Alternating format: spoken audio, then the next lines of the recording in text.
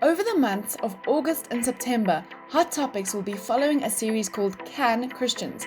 In this series, Hot Topics will once again invite guests to hear from them on a range of somewhat taboo and controversial topics. In this series, we will not be prescribing specific answers to questions such as, can Christians have sex before marriage? Can Christians drink alcohol? Can Christians have a relationship with ancestors? Can Christians get tattoos? And many more.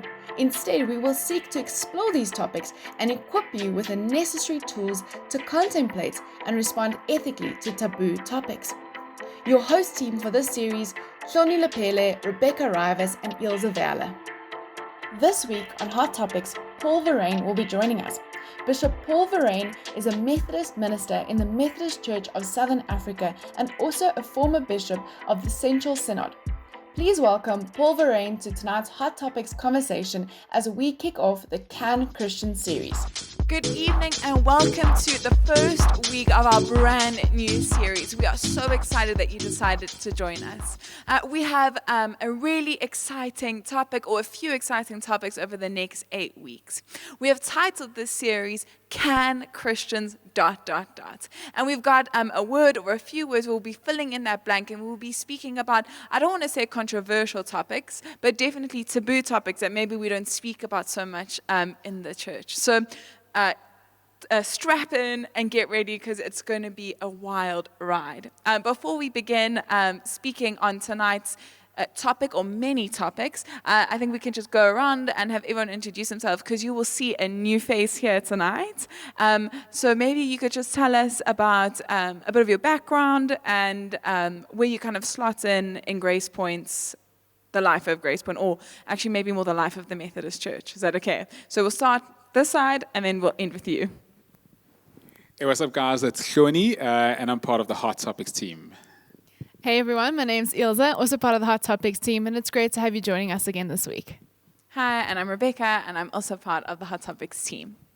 Hello, I'm Paul, and I came into the Methodist Church as a presidentially appointed candidate to Uitenhage in 1973. It's great to have you joining us, Paul. We're so excited to have you here tonight as we look at this topic and just to have someone with your experience, expertise. We're really excited of where this conversation is going to go and also to have you help us kick off this series as we look at it. Hloni's going to share with us just a bit of the heart around the series.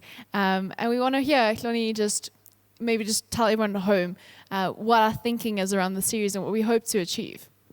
Great, thank you, Ilse. So, as both a young adult and someone who has pastored young adults, someone who's had relationships with various young adults, but just in general, one thing I've really come to learn is very often we've got people leaving the church or at times being discouraged in their faith formation journey because of the things that we refuse to speak about.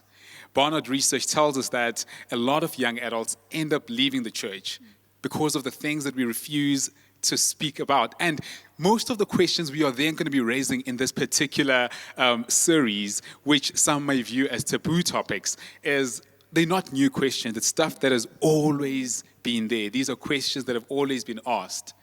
But very often, because of our own identity crisis as a church, we refuse to engage these issues.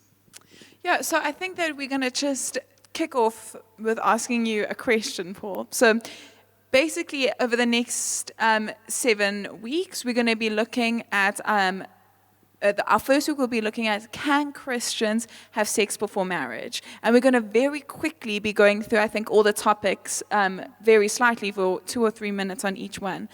Paul, in the last, as you said, how many years you've been in ministry, how has this topic in the church been, I want to say, spoken about or not spoken about?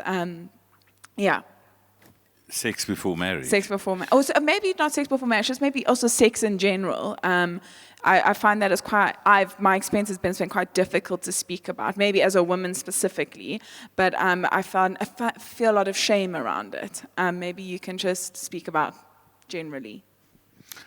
I think generally the church is quite stuck up about sex. So what tends to happen is very often you must understand that there are people, and particularly in certain age groups, who think a lot about sex. And that's part of their biological makeup, you know. Like you can't take sex out of the fridge when you think, well, now this is the right moment to think about it. All sorts of things can filter into your mind that make you think about sex, but very, very seldom have I still today heard topics around sex, about teaching people about sex.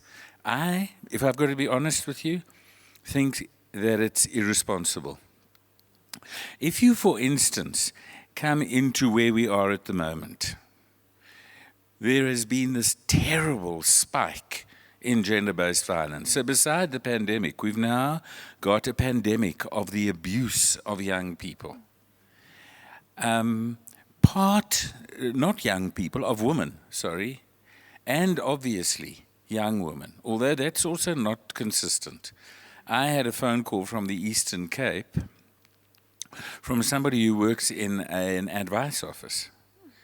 And he said to me, I just don't know what to do because our young men are raping our grandmothers and older people. Now, part of the problem is that the discourse around this matter is threadbare. People have got all sorts of funny, silly myths that they make true and impose on people. And my opinion is that if we could bring the subject into the open, we might see something different happening. Let me give you an illustration. I was in a township in the northwest last year, and a little girl, I got a phone call on a Sunday afternoon from one of the community leaders. We don't know what to do. A 5-year-old child, little girl, has been raped. We're not getting cooperation from the police. The person who raped her is 11, 12 years old, and. So the long and the short of the story is, I said to her, Bella, we've got to have a community meeting, particularly with the young people, but as many people from the township need to be there so that we can talk. And we can talk specifically about sex. And we can talk about what's right and what is not right. And we arrived. The church was too small. People literally were at the windows outside the church building to try and see where we were going. And I had a retired minister with me. And I said that this is what we need to speak about. The retired minister, who does have children, said, you know, I'm very uncomfortable about this. It's not our culture to talk about this kind of thing. So I said to him, you know, I need to say to you, it's nobody's culture. Yeah. Mm-hmm. When I was growing up, you know, and I was raised by a single parent, my mother started sensing, well, this is about the age I should think he needs to know about these things. So she got a book, a reliable book, and decided, I'm going to give this to my son so that he can know the facts of life. Well, let me tell you, I could have written the book at that stage. Not that I'm arrogant, but, you know, we must know that people do talk about these things. So to answer your question directly, I don't think it has got better. I think it's a very important thing to talk about. I think it's irresponsible to keep quiet about it as adults. And, you know, if you talk about sex, you're not necessarily having sex. Yeah. You're not taking your clothes off. If you happen to think that my clothes are no longer on me because I've brought this into the open now, think again. I'm very clear about the fact that you can't see anything. Yeah. Sure. I'm wondering, you know, because I know, like, for instance, you know, Ilse, I know you've, you know, Ilse pastors middle school kids, and I've pastored teenagers. Rebekah, you've pastored teenagers, young adults. We've all had, and it seems like these are old conversations. They're not new from what I'm hearing, and it seems like we think that we're speaking about them, but the truth is there isn't much progress that's made. And what would wonder, why is it that we never make progress as far as conversations around what we deem taboo topics, from sex, tattoos, and all of that is concerned? I think just within the church space, I've grown up and there's seldom been opportunities for us to speak about these topics. And it's exactly when you speak about them, it's this aspect of shame, and we shouldn't be speaking about this in God's house. And I think sometimes it's probably the best place to be speaking about this. This is a community that says we stand together. We're your family. We're here to help you. And that's probably the best place for these conversations to ever happen. And seldom do they actually happen within families, within churches. I know within middle school age or families with middle school children, it's really difficult for them to have these conversations. And what you'll often then find is that the kids have the conversations about topics like sex and alcohol and those types of things amongst themselves, and there's no one who can bring the godly perspective or bring the biological perspective on what's right and what's wrong. And it's something that, in my opinion, needs to be brought into the church, that we can speak about it. It's a community where we can hold each other, and we've got, just within this room, we've got people who can bring different perspectives, different understanding. It's the best place where we can have these conversations. And I just think it's so interesting, specifically on sex before marriage. I've spoken to some people my age where I said, sex was God's design, and people almost fall over. They literally almost fall over, and they cannot believe that I would say that it's quite blasphemous. And I'm 25. And people are genuinely shocked by that. And I think we could actually say that about most of our topics, So one of our other topics is alcohol. I enjoy a glass of wine. I was part of part of an Anglican church in England for a year last year. And I remember it was like my second or third week there, and we had a staff meeting. And it was an afternoon staff, and they had wine at the back. And my poor Methodist heart, actually, I called my mom and I said, "Mom, there's wine here." And she said, "Oh, are you taking communion?" I said, "No, it's a beverage of choice." She couldn't believe it either. Like, she was like, and I think, and for me, and that's maybe where I've seen, especially when I was younger, is that alcohol, you would go out to drink, but you would have 5 million mints before you got home. So that, especially, I've grown up in a Methodist home. My mom struggles with the concept of alcohol. But not now that I'm older, she's totally okay with me having a glass of wine. But maybe there seems to be a misconception between what John Wesley said about alcohol and actually what is practiced or spoken about. I don't know if Hloni is also quite knowledgeable on this topic, but if you could maybe speak, how do we talk about alcohol in a Methodist church setting specifically, and what is your opinion on it? I want to go, can I go for half a second back? Well, it really covers everything. Please do. Many psychologists will tell you that the foundation of your ethical behavior is set in place before the age of 7. So maybe, let's just go for a second to sex. Do you honestly think that little boys and little girls aren't fascinated by what's happening halfway down their body? Do you think that it's a hands-off topic completely for little people? They certainly might not have the deep philosophical insights, and therefore again, early childhood development programs must include dimensions of knowing, loving, and very important, respecting your body and other people's bodies. Somebody says to you, I don't like it when you do that to me, or look at me like that. They have to respect that. They've got to listen to that. Now, I just get over it. Don't be such a prude. Those words are very important. Now to come to the alcohol thing. I suppose maybe just to say that the Methodist Church was really a very powerful social movement within the Anglican Church. You with me? And because it really found itself located amongst the working class. So you know that probably the first trade union was a Methodist class meeting. You with me? And so, well, and the class meetings, even particularly in our black churches, the congregations are divided into classes.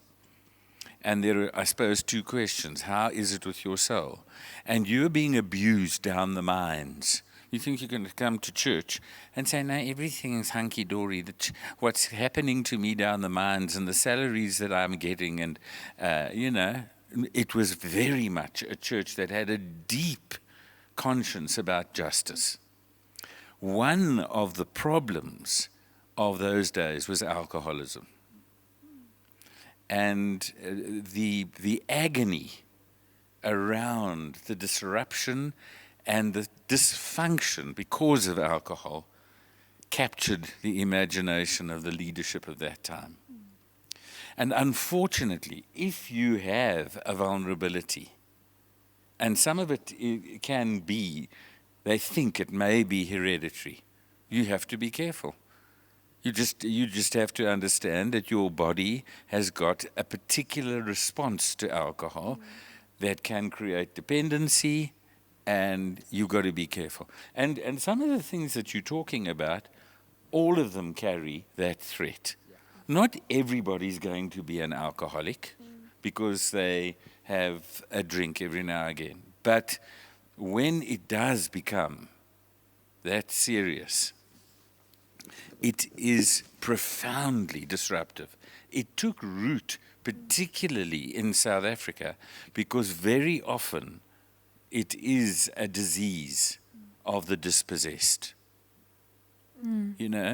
Listen, just imagine, you come home, you really are not earning enough money to support your 3 children and your wife and probably an extended family.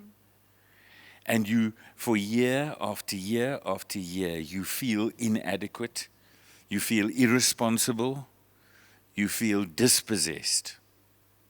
And so eventually, you take a drink to try and settle your anxiety and just to try and take the worries away. And it does, it can. And that becomes a dependency thing. It's not everybody, but it's, and let me be very careful not to say that it's a disease in dispossessed people, because there are many dispossessed people who have a very, very profound lifestyle. But you must know what your vulnerabilities are. Sure. I think you actually bring us to a very important point also. So, like, for instance, one of the things we're going to be speaking about also in the series is the relationship that Christians can have with, whether Christians can have a relationship with ancestors.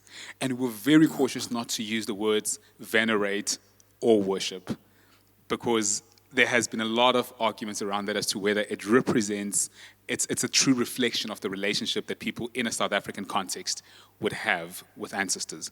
So, for instance, now some would say when it comes to alcohol, I've heard someone say, when alcohol is understood within, so for instance, they stuff as a child who's born to a particular family, that my family would say to me, Hloni, we know ancestrally that you are not allowed to even take anything with weed. I'll give you a typical example. We've had, right now, there's this plant that everyone is using called umhlonyane, So now, my mom, first thing she did is she called me, she said, listen, our family does not take that. We use it for our burial, rituals. Let me first speak to your grandmother, because we do not know what the ripple effect might be. And some of the things are sometimes owed to genetics. Now, so now, what then happens when it comes, so what I'm trying to land it at is, when we look at the relationship that we sometimes have with ancestors and all of that, we're going to be speaking about that. And what are some of the injustices, or maybe some of the necessary conversations that you feel that the church still has to have around people having relationships with their ancestors. Can they do it? Can't they do it? Because you find that when people actually do it, they do it very secretly. It's this taboo conversation that no one wants to have, and people demonize it at times without even having knowledge around it. What's your heart around that? As someone who has traveled all over the connection and worked with different people, how have you often dealt with this particular topic? I mean, I think it's a very important topic. Let me try and theologize just a little bit around it. What do you really think happened in the resurrection accounts? And how do we understand the community of the saints? Sure. You with me? Because it does seem, particularly in John, and maybe to a little lesser extent in Luke, you have a sense that Jesus comes back into the street. You have a sense that he visits. One has a sense that he is not always recognized. What is that about? How can you live with a person for 3 years in the kind of way that those people lived with him and not know, who is this now? And what is going on when he prepares a meal on the seashore? And where John, in actual fact, takes the passage which in the other Gospels is,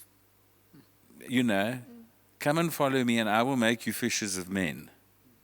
You understand? And he stands on the shore and he says, throw the net on the other side. That's moved in John's Gospel to a resurrection account. What's the blurring of the lines here?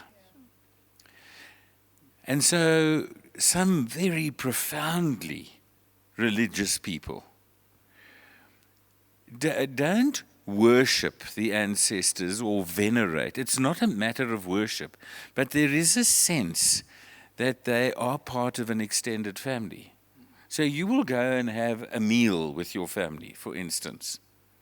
I'd have a meal with my family. And it's impossible for us not to talk about the people who've gone. So what was my sister like, What did she struggle with? What were her idiosyncrasies? What was her wisdom? What was my mother's wisdom? So for instance, my mother's belief was give a young person, or give Paul a good education, because it'll be something that nobody will ever be able to take away from him. So I become responsible for young people, and I'm jolly determined that I've got to invest in them something that no matter what comes their way, will never be taken away from them. It's an investment. And it comes directly from her commitment. I would never worship my mother, if that makes sense to you. I think she was a fine lady, but I also know that she was German and she had lots of faults. Not because she was... You understand what I mean? Because she was German. But I also know that there were some things that she said that were profound, that form part of our family's library of wisdom. Does that make sense? Yeah. Now, I'm sorry, I don't care what anybody says to me. I'm not going to ditch that because she's cremated. Sure. So, and let me also just say to you that in the black tradition, we've become so spooky around those who have left us that starts becoming the obsession. I'm very clear about the distinction between God and my mother. Very clear. You understand? But I do actually think that she lives amongst the saints. You with me? Thank you for that. That's absolutely beautiful. Just your heart around that. And it's definitely given me something to think about in preparation for our week on that. What I wanted to ask around as well, one of the topics we're going to be looking at is astrology and star signs and psychics and And I just, tarot sorry, readers. just as Ilse goes on to that, I think that people get confused between when we speak about ancestors, and I've seen people slump those two together, astrology and when people bring in ancestors, and isn't it the same thing? And it's definitely not. And that's just what sorry, Yeah. I didn't mean to interrupt No, you. no problem. Exactly. It's a different thing. And so I've heard some people speak around, even in biblical times, and I would like to hear your thoughts on it very briefly. We don't have much time, but even in biblical times, we see how people look to the stars for wisdom. They look to, in the same way that some people look to the wisdoms of those that have passed, they've looked to the stars. And maybe just to hear very briefly your thoughts around astrology and star signs and those types of things. Tarot card readers, all of that. Yeah, let me tell you what my difficulty with astrology is. And this might be hang of arrogant. So take it from whence it comes. So I'm a Pisces. So that means that I've got a confused personality, and it means that I'm going in all sorts of directions, and it means that I'm attracted to the sea, and it means this and that. And I resist that kind of thing. I resist being typeset. So if I've got to be, I'm being completely honest. I am, that kind of, I think that's hocus pocus. I'm sorry, and I hope I'm not offending people, but I do think it's hocus pocus. But I would also want to say that, so what's the story about the three, and they call them wise. They happen to call them wise. They are obviously wise because they discover the center of the universe in Christ. You know what I mean? And it's the star that guides them. And it's interesting that when they come into a place of evil, the darkness covers the star. They don't see the star. And they're thrilled when they come out of Herod's presence, once again to be able to see the stars. And so I'm wondering whether in some way Scripture doesn't say to us, we need to recognize that in God's entire creation there is relationship. Relationship with the wonder of the universe, but also relationship with creation. And although we are so magnificent that we're the epicenter and the paragon of what God has created, there are some politicians that made me question that. We must be careful of respecting our relationship with creation, because we have an ability to act so irresponsibly that ultimately we could destroy ourselves. Yeah, I think it's just so interesting because I've actually never thought of it that way, that the wise men did look to the stars. And again, I'm a Taurus, and apparently that makes me a very bull-like, aggressive person, which I totally do see. 100% I do have those characteristics. But I agree, I think that there is a tension that you almost have to hold all the time, between understanding where we fall in the creation narrative, but also with the hocus pocus stuff. So thank you so much. We have run out of time, unfortunately, but the last two topics is something that I'm quite passionate about. In the second last week, we'll be looking at, can Christians watch porn? And I think quite generally it's so easy to say, of course they can't. And definitely I think that is our stance. But I think it's around why. It's not because we don't want people to have fun. It's not because we're trying to kill people's moods, but more around the respect of women, which is what you spoke about. And that's something I guess we'll get into more as the weeks go. And then lastly, we're going to be looking at, can Christians get tattoos? See, I'm covered in them. My brother is as well, and so is my dad. So this is a subject that over my life, I can't believe has been controversial, because tattoos have been part. When I was born, my dad had you won't find it anywhere anymore. But he had a dolphin, like, tattooed on his shoulder. I mean, as big as a 5 rand coin. And so tattoos, and it's recently been covered up with a much bigger piece. And that is also going to be something that we're going to be speaking about. But I think just for the last 2 minutes, because I see that we've actually in the minuses, can you maybe speak about how we approach those two topics? I'm so sorry to rush the conversation, just for the last 2 minutes, and then we'll close off quickly. I suppose the tattoo story is horses for courses. You with me? Not really. Well, let me just say, I'm not a tattoo person. You with me? I'm not a tattoo person.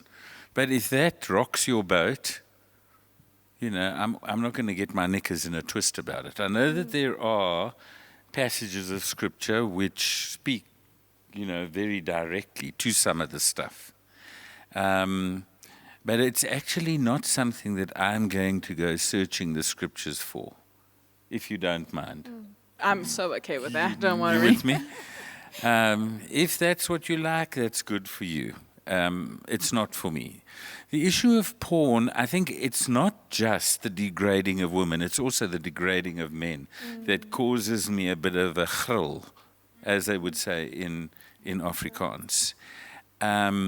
Because a man is not just a big penis walking around on a stage. And there is something about our sexuality which connects to the profound in each of us. And I've got a feeling that when you make it no more than a cheap advert that can be bought over a counter, it's not like a pebble in my shoe, it's like a rock in my soul. Yeah. Oh, Paul, honestly, this has been, being able to sit at your feet and just listen to you speak on these subjects has just been incredible and so eye-opening for myself. We thank you so much for being here. That is the beginning of our first, an overview of what we'll be looking at for the next 6 weeks. We really do hope that you continue to journey with us. We're going to have quite a similar structure that we have had with the Privilege series. We'll be having our Hot Topics discussion on Tuesday nights. We'll be taking the topic that was discussed the week before and unpacking it in a little bit more detail. But for now, we pray that you have an incredible week, and we really look forward to the rest of this series with you. Be blessed.